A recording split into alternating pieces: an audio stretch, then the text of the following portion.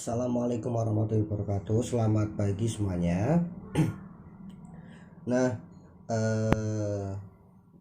bagaimana kabar kalian semua? Semoga baik dan sehat semuanya ya. Ya, kita belajar lagi sosiologi kelas 10 bab 2 tentang realitas individu, kelompok, dan hubungan sosial di masyarakat.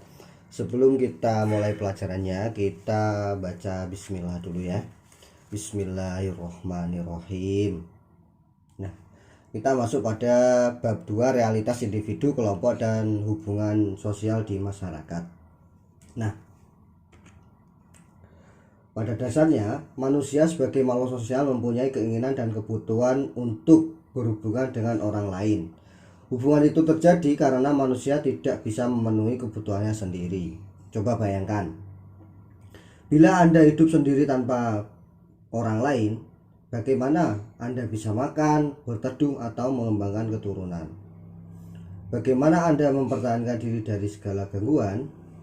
Nah, dengan demikian, hubungan sosial antar manusia terjadi dalam rangka memenuhi kebutuhan hidup bersama. Nah, hubungan sosial di masyarakat akan saling mempengaruhi baik antar individu dan kelompok, antar kelompok ataupun antar kelompok. Misalnya, pedagang sayur membutuhkan jasa sopir untuk mengangkut barang dagangannya ke pasar. Dan juga sebaliknya, sang sopir membutuhkan pedagang sayur agar ia dapat uang secara halal dengan cara mengantarkannya ke pasar. Hubungan inilah disebut hubungan sosial.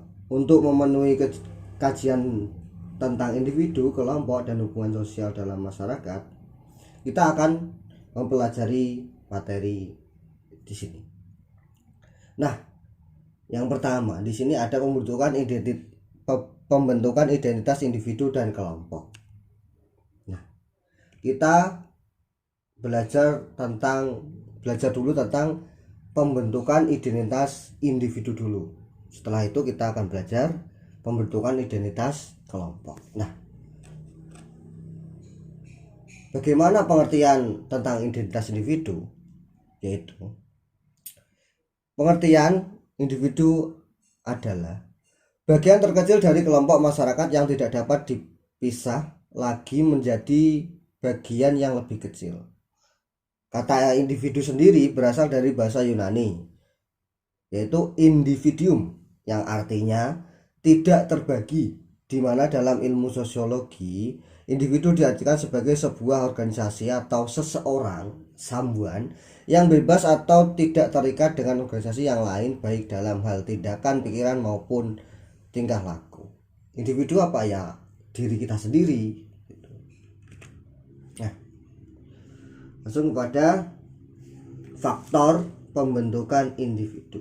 Nah, faktor pembentukan individu itu ada warisan biologis, lingkungan fisik, faktor lingkungan kebudayaan, pengalaman kelompok, dan pengalaman unik. Kepribadian atau personalitas dapat didefinisikan sebagai ciri watak seseorang yang konsisten memberikan kepadanya suatu identitas sebagai individu yang khas. Kepribadian seseorang diperoleh karena adanya proses sosialisasi di mana individu belajar dari lingkungan sosial sedikit demi sedikit. Nah, bagaimana bertingkah laku dan mengenal kebudayaan masyarakat? Nah, beberapa faktor ini yang Bapak sebutkan tadi, ada warisan biologis dan sebagainya. Nah, kita bahas yang warisan biologis dulu.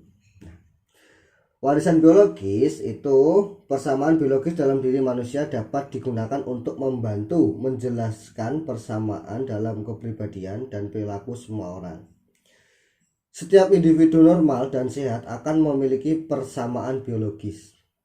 Warisan biologis ini dapat membentuk karakter kepribadian yang unik karena tidak semua orang mempunyai karakter fisik yang sama. Kematangan biologis adalah perkembangan secara fisik manusia akan diikuti dengan perkembangan kemampuan dalam bersikap, berpikir, dan berperilaku. Hal ini juga akan mempengaruhi karakter kepribadian manusia. Warisan biologis ini tentunya Indonesia dengan Jepang itu berbeda. Makanya itu ada untuk faktor pembentukan individu itu ada warisan biologis. Nah, yang kedua ada lingkungan fisik atau alam. Lingkungan fisik yang dimaksud adalah iklim, topografi, dan sumber alam. Para ahli mengumpulkan aspek lingkungan fisik tidak dianggap cukup penting dalam memengaruhi kehidupan seseorang. Misalnya apakah seorang berdiam di pegunungan, dataran rendah, pesisir, atau pantai dan sebagainya akan mempengaruhi kepribadiannya. Nah, tentunya walaupun tidak berperan secara signifikan dalam pembentukan individu, yang tinggal di gunung dengan tinggal di pinggiran pantai, tentunya kita sedikit tahu bahwa kepribadian mereka itu mungkin berbeda. Mungkin di gunung itu orangnya slow atau woles, kalau di pantai, di dekat pantai, pesisir pantai itu orangnya agak keras tapi hatinya baik dan sebagainya. Makanya lingkungan fisik atau alam itu tidak berpengaruh signifikan karena kembali lagi ke individu masing-masing. Yang ketiga itu ada faktor lingkungan kebudayaan. Faktor kebudayaan atau kultural dapat berupa satu, kebudayaan khusus daerah atau etnis. Nah, kebudayaan khusus daerah atau etnis itu seperti Jawa, Sunda, Batak, Minang, dan sebagainya. Nah, tentunya karakter orang Jawa itu dikenal dengan orangnya halus, sopan, dan lain-lain. Dan Batak ini terkenal dengan orangnya yang keras, yang kasar, tapi hatinya juga baik gitu. Jadi tentunya kita tidak bisa menilai orang tuh dari covernya, dari orangnya. Tapi faktor lingkungan kebudayaan ini tentunya membentuk kepribadian individu tersendiri, seperti itu. Yang kedua itu ada cara hidup yang berbeda antara desa.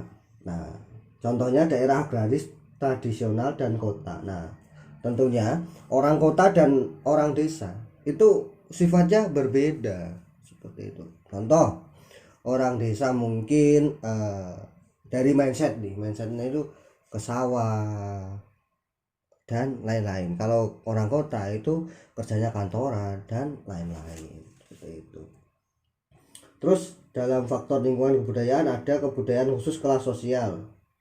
Ingat, kelas sosial bukan sekedar kumpulan dari orang-orang yang terikat ekonomi, yang tingkat ekonomi, pendidikan atau derajat sosial sama, melainkan gaya hidup. Tentunya gaya hidup seseorang itu akan membantu pembentukan individu. Seperti mungkin yang lihat dari TikTok atau TV atau apa, gaya hidup orang barat diterapkan di individu masing-masing, atau mereka lihat gaya hidup orang Arab atau apa, itu tentunya dari orang yang mengimplementasikan gaya hidup itu tentunya akan membentuk pembentukan individu masing-masing, seperti itu. Nah, selanjutnya ada pekerjaan atau keahlian. Contohnya guru, dosen, birokrat, politisi, tentara, pedagang, wartawan, dan sebagainya. Tentunya dalam sebuah pekerjaan atau keahlian ini, guru itu individunya berbeda dengan politisi, dosen tentunya berbeda dengan pedagang, dan pedagang tidak sama dengan tentara, dan semuanya itu. Makanya pekerjaan itu bisa membentuk individu masing-masing, seperti itu. Kalau pekerjaannya ini individunya rata-rata kayak gini, kalau individunya seperti itu ya kerjanya seperti itu. Nah, yang selanjutnya dalam faktor pembentukan individu itu ada pengalaman kelompok. Nah, sepanjang hidup seseorang, kelompok-kelompok tertentu adalah penting sebagai model untuk gagasan norma-norma perilaku seseorang. Kelompok semacam itu disebut kelompok reference atau referensi group. Mula-mula kelompok keluarga adalah kelompok yang terpenting. Kelompok ini merupakan kelompok satu-satunya yang dimiliki bayi selama masa-masa yang paling peka atau paling kecil, paling awal. Kepribadian dasar dari individu dibentuk pada tahun pertama dalam lingkungan keluarga. Beberapa tahun kemudian kelompok sebaya atau peer group menjadi penting sebagai suatu kelompok referensi. Nah, tentunya pengalaman pertama dari setiap orang itu terjadi dalam keluarga. Nah, makanya keluarga ini sangat penting dalam pembentukan individu seseorang.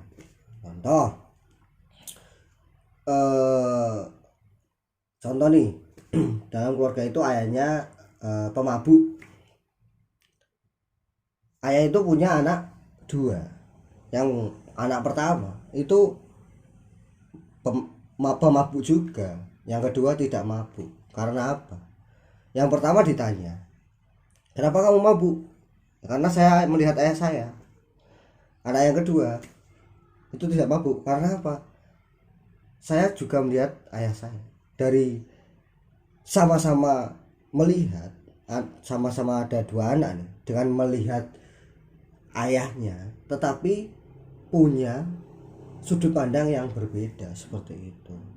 Nah, tentunya kenapa yang pertama ini mabuk? Ya mungkin dia meniru ayahnya untuk mabuk, dan yang anak kedua tidak mabuk karena apa? Ya melihat ayahnya kalau mabuk sempoyongan seperti itu, dia tidak mau yang seperti itu.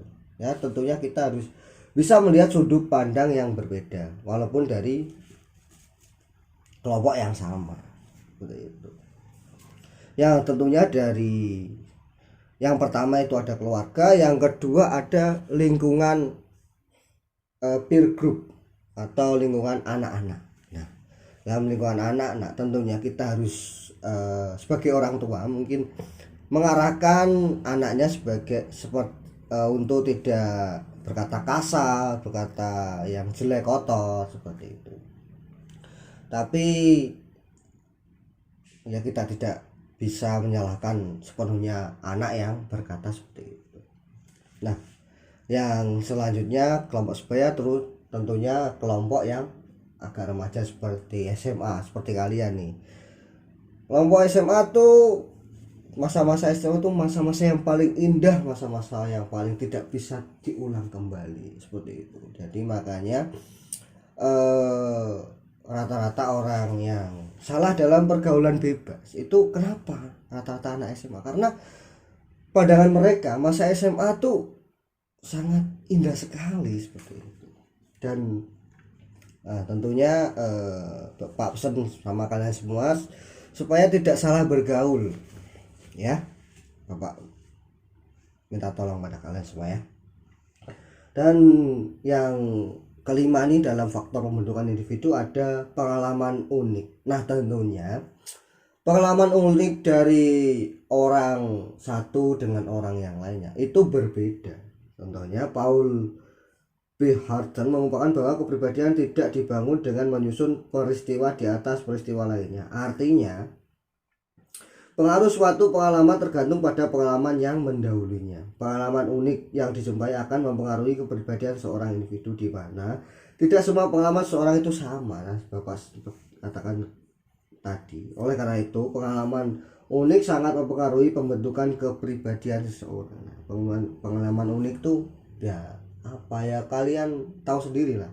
Kalian tuh punya pengalaman unik apa? Contoh mungkin kalian ke Bandengan, tetapi selama kalian di Bandengan atau di pantai itu kalian menemukan pengalaman tersendiri atau pengalaman unik tersendiri kalian seperti itu. Dan kalau di sekolah atau dimanapun tentunya kalian bisa mendapatkan pengalaman unik yang bisa dirasakan oleh diri kita sendiri atau diri kalian sendiri. Dan yang selanjutnya ada teori-teori perkembangan kepribadian. Nah, teori-teori perkembangan kepribadian ini membahas mengenai perkembangan kepribadian dalam proses sosialisasi.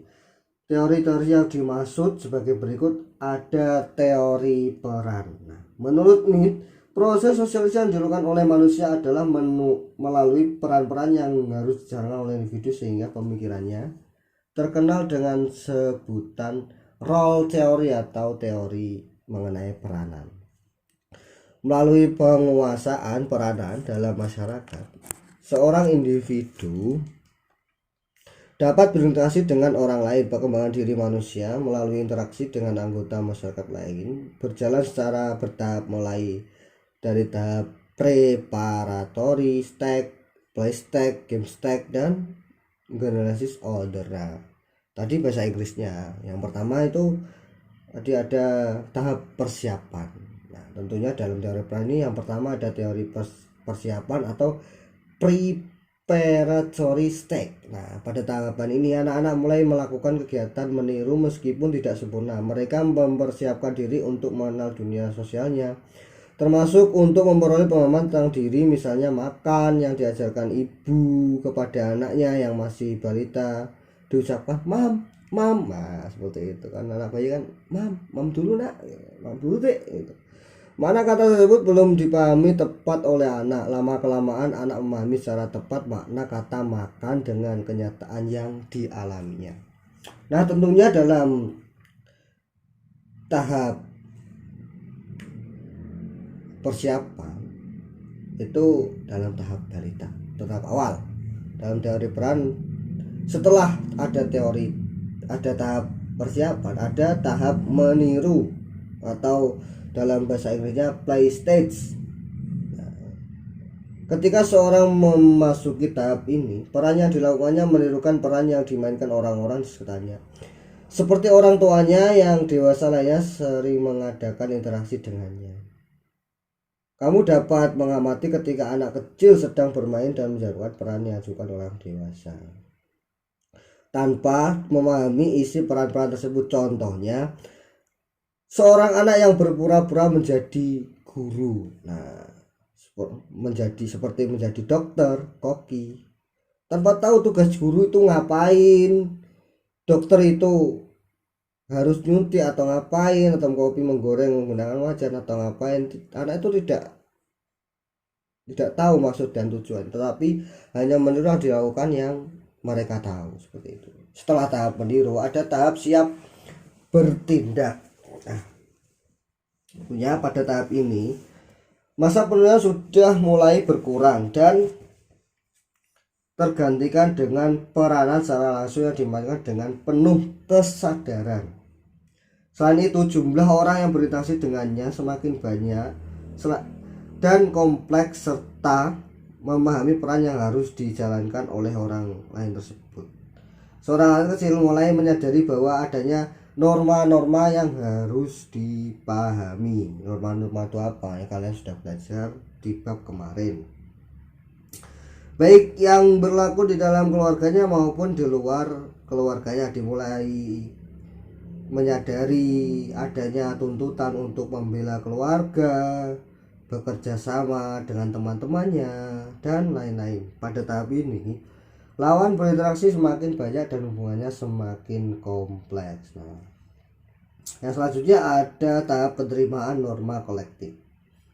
Pada tahap ini, seseorang sudah dianggap dewasa.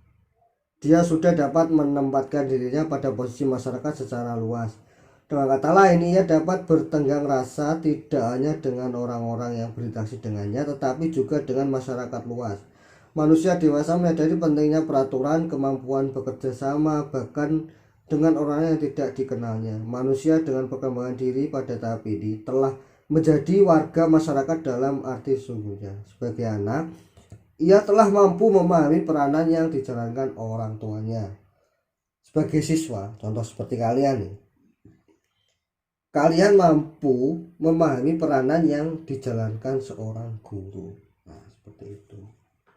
Nah, setelah kita belajar tentang teori peran yang ada tahap persiapan, tahap meniru, tahap bertindak, dan tahap penerimaan norma kolektif, kita masuk ke yang selanjutnya, yaitu teori tabula rasa. Nah, pada tahun 1690 John Locke mengembangkan teori tabula rasa dalam bukunya yang berjudul An Easy Concerning Human Understanding. Menurut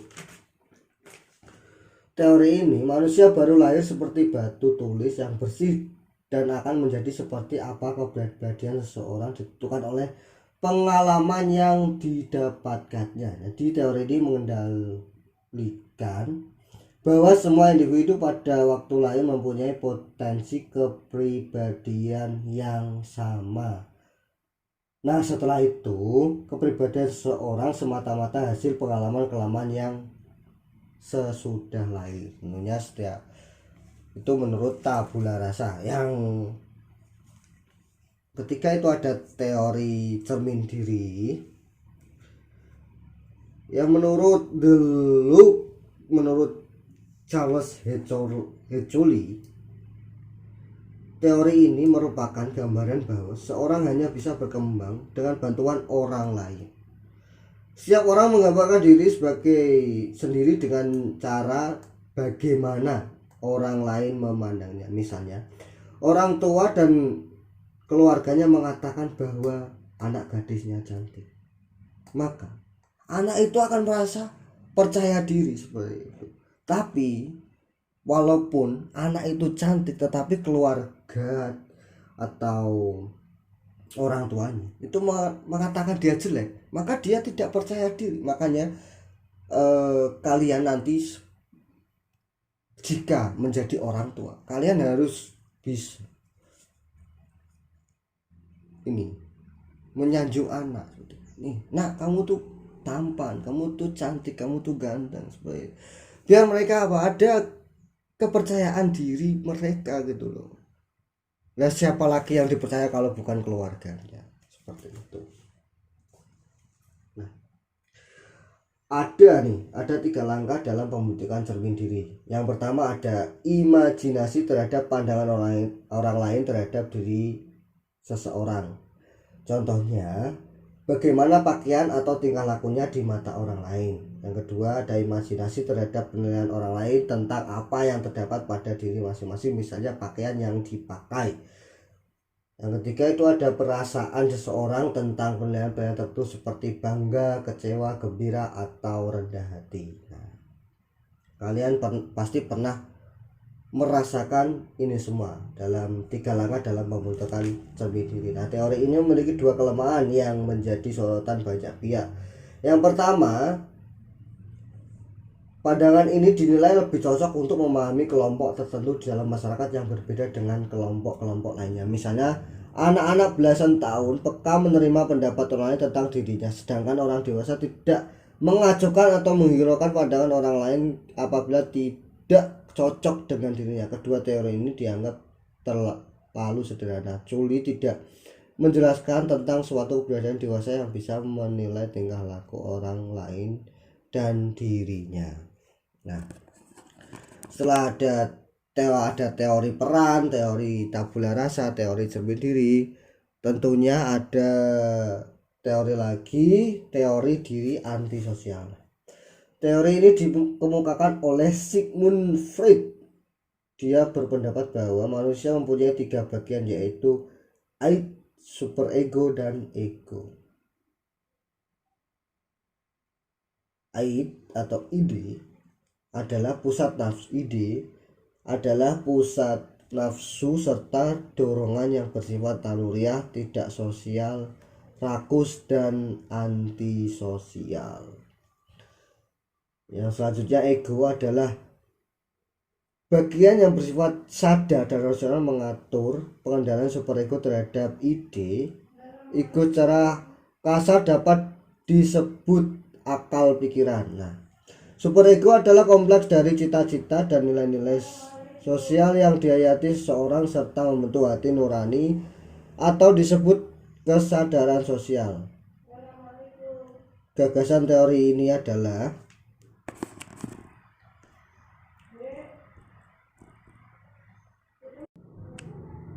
Bapak ulangi lagi.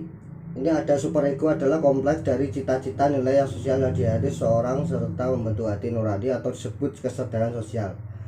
Gagasan pokok teori ini adalah bahwa masyarakat atau lingkungan sosial selamanya akan mengalami konflik dengan kesendirian dan selamanya sosial menghalangi seseorang untuk mencapai kesenangannya.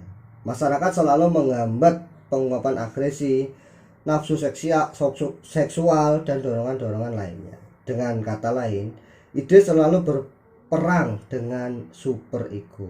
Ide biasanya ditekan tetapi sewaktu-waktu akan lepas menantang superego sehingga menyebabkan beban rasa bersalah yang sulit dipikul oleh diri. Kecemasan yang mencekam seseorang dapat diukur dengan bertitik tolak pada jauhnya superego.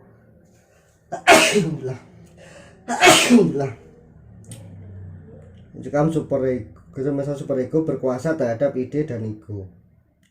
Dengan cara demikian Freud menekankan aspek-aspek tekanan jiwa dan frustasi sebagai akibat hidup berkelompok. Nah, selanjutnya ada teori love and content. Teori ini mengatakan bahwa setiap kebudayaan menekankan serangkaian pengaruh umum terhadap individu yang tumbuh di bawah kebudayaan itu. Nah, tentunya kebudayaan Jawa dengan Sunda itu berbeda, makanya dalam perkembangan kepribadian itu, dalam kebudayaan itu berpengaruh terhadap individu itu tersendiri. Nah, selanjutnya ada teori subkultural oleh Surjono Sukamto. Teori ini mencoba melihat kaitan antara kebudayaan dan kepribadian dalam ruang lingkup yang lebih sempit, yaitu kebudayaan khusus. Dia menyebutkan beberapa tipe kebudayaan khusus yang mempengaruhi kepribadian tersebut. Yang pertama, kebudayaan khusus antar dasar faktor kedaerahan.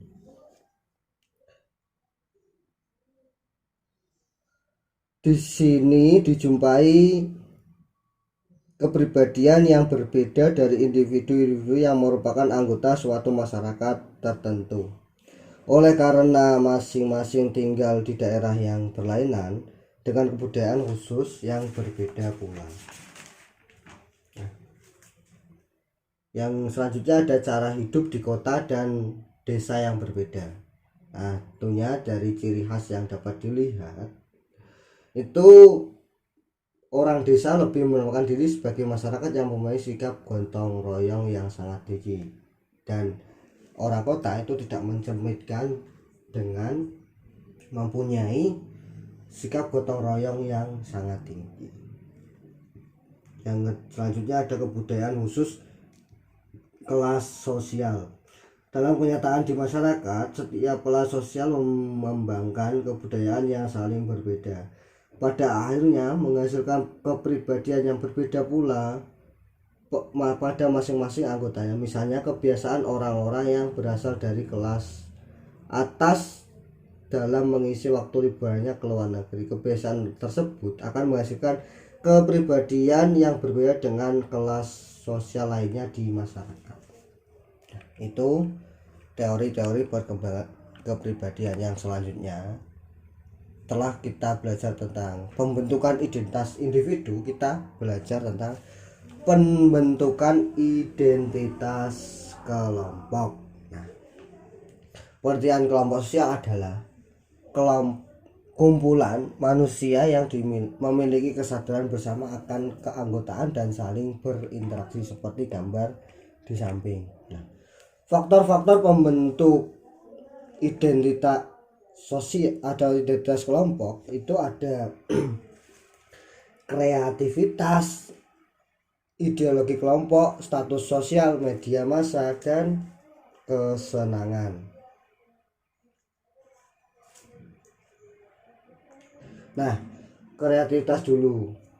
Kreativitas dapat mempengaruhi terbentuknya identitas kelompok. Semua orang diwajibkan untuk kreatif agar tampak berbeda dan dianggap berbeda pula. Nah, kreativitas ini tentunya kalian bisa terapkan di mungkin konten kreator TikTok, YouTube, dan lain-lain. Yang kedua ada ideologi kelompok, yaitu Faktor pendorong terbentuknya identitas berdasarkan tekanan kelompok atau dapat digunakan untuk mengelompokkan individu dengan identitas tertentu. Kehidupan berkelompok menawarkan kenyamanan dalam individu berinteraksi dengan individu lainnya. Kenyamanan berinteraksi antara individu dalam sebuah kelompok mendorong terbentuknya identitas karena dengan berinteraksi dalam suatu kelompok terdapat interaksi yang saling mempengaruhi. Yang ketiga itu ada status sosial. Nah, itu kenapa? Karena analisis mengenai identitas dan gaya hidup selalu dikaitkan dengan status sosial. Oleh karenanya, status sosial dapat mempengaruhi terbentuknya identitas kelompok seperti orang yang kelompok grup Lamborghini dengan KLX itu berbeda seperti itu. Media massa dalam pembentukan identitas membantu kerangka pemikiran individu dalam menentukan selera. Media massa menawarkan berbagai bentuk keelokan dan keindahan yang mempengaruhi kondisi psikososial individu untuk mengikuti hal yang ditampilkan media massa. Yang kelima itu ada kesenangan atau pleasure and fun. Nah, itu unsur kesenangan dipakai untuk menjelaskan dan memahami kelompok yang mengkonsumsi atau mencapai berbagai macam gaya dengan tanpa referensi jelas terhadap makna asalnya. Mungkin dalam pembentukan identitas kelompok ini seperti yang kesenangan itu ada kelompok-kelompok gamers yang hanya untuk happy fun seperti itu. Ya, terima kasih Bapak, cukupkan pelajaran tentang pembentukan identitas individu dan kelompok cukup sampai di sini, dan kalian jangan lupa belajar dan jaga kesehatan, dan jangan lupa untuk berdoa selalu supaya kalian bisa sukses, supaya kalian bisa tergapai cita-cita ya. Sekian dari Bapak. Wassalamualaikum warahmatullahi wabarakatuh.